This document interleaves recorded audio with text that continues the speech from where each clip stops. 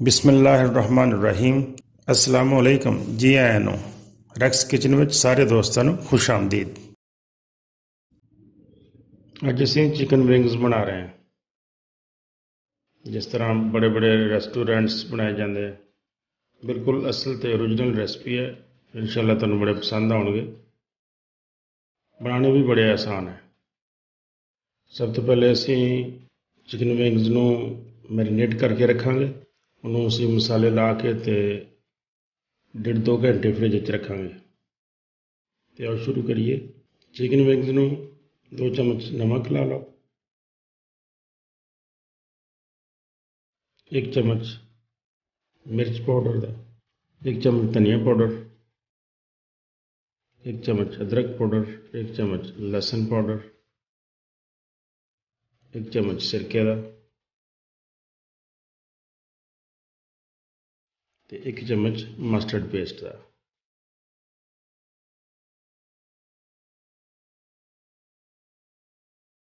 ਇਹਨਾਂ ਸਾਰੀਆਂ ਚੀਜ਼ਾਂ ਨੂੰ ਅੱਛੀ ਤਰ੍ਹਾਂ ਮਿਕਸ ਕਰ ਲੈਣਾ। ਅੱਛੀ ਤਰ੍ਹਾਂ ਮਿਕਸ ਕਰਕੇ ਅਤੇ ਇਹਨੂੰ ਤਕਰੀਬਨ 2 ਘੰਟੇ ਵਾਸਤੇ ਫਰਿੱਜ 'ਚ ਰੱਖ ਦਿਓ ਅਤੇ ਮਸਾਲੇ ਸਾਰੇ ਰਚ ਜਾਣ।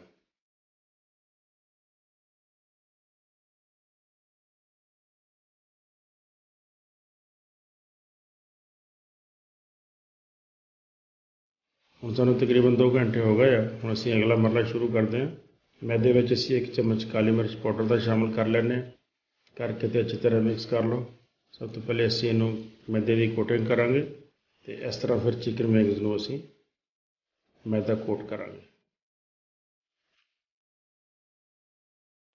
ਆਹਿਸਤਾ ਆਹਿਸਤਾ ਤੁਸੀਂ ਇਹਨੂੰ ਅੱਛੀ ਤਰ੍ਹਾਂ ਮਸਲਣਾ ਹੈ। 3-4 ਮਿੰਟ ਇਸੇ ਤਰ੍ਹਾਂ ਮਸਲਦੇ ਰਹਿਣਾ, ਦਬਾ ਦਬਾ ਕੇ ਮੈਦੇ ਨੂੰ ਕੋਟ ਕਰਨਾ।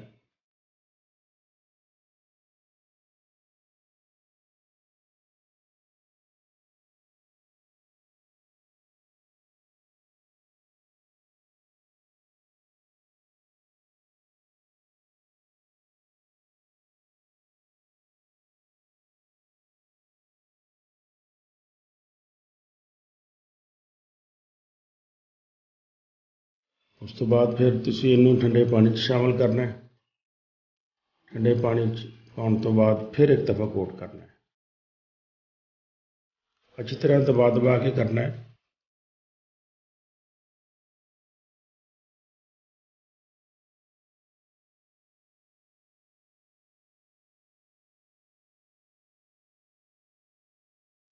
ਅੱਛੀ ਤਰ੍ਹਾਂ ਦਬਾ ਦਬਾ ਕੇ ਕਰਨਾ ਅਤੇ ਬੜੇ ਅੱਛੇ ਇਹਦੇ ਉੱਤੇ ਕਰੰਬਸ ਬਣ ਜਾਣਗੇ।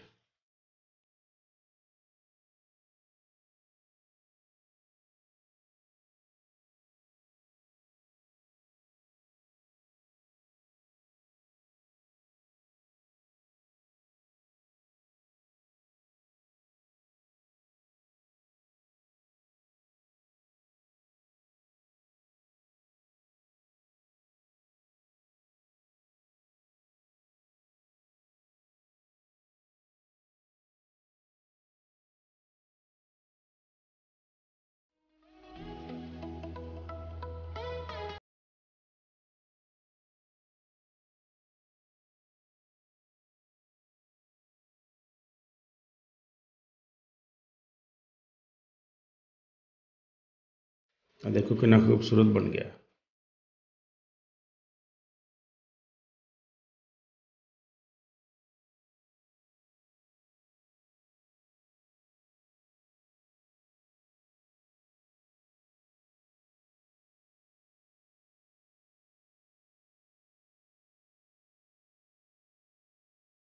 ਸਾਡੇ ਸਾਰੇ ਚਿਕਨ ਵਿੰਗਸ ਜਿਹੜੇ ਆ ਉਹ ਮੈਦੇ ਨਾਲ ਕੋਟ ਹੋ ਗਏ।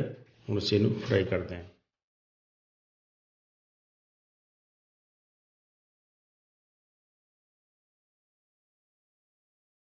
ਪੈਨ ਵਿੱਚ ਤੇਲ ਪਾ ਲਓ। ਤੇਲ ਜ਼ਰਾ ਜ਼ਿਆਦਾ ਇਸਤੇਮਾਲ ਕਰਨਾ ਹੈ ਤਾਂ ਕਿ ਅੱਛੀ ਤਰ੍ਹਾਂ ਡੁੱਬ ਜਾਣ।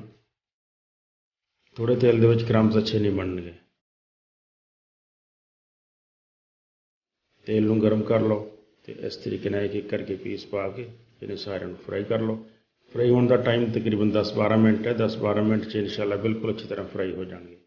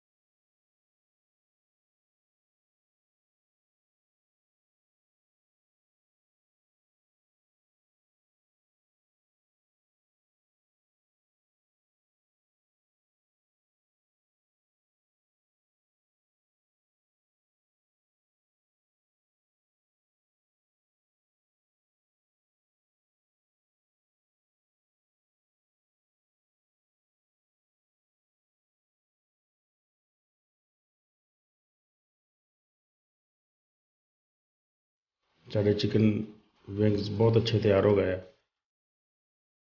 देखो बेहतरीन शक्ल है, बहुत अच्छा टेस्ट बनया। तुसीं जरूर ट्राई करना, बिल्कुल आसान है, कोई मुश्किल नहीं।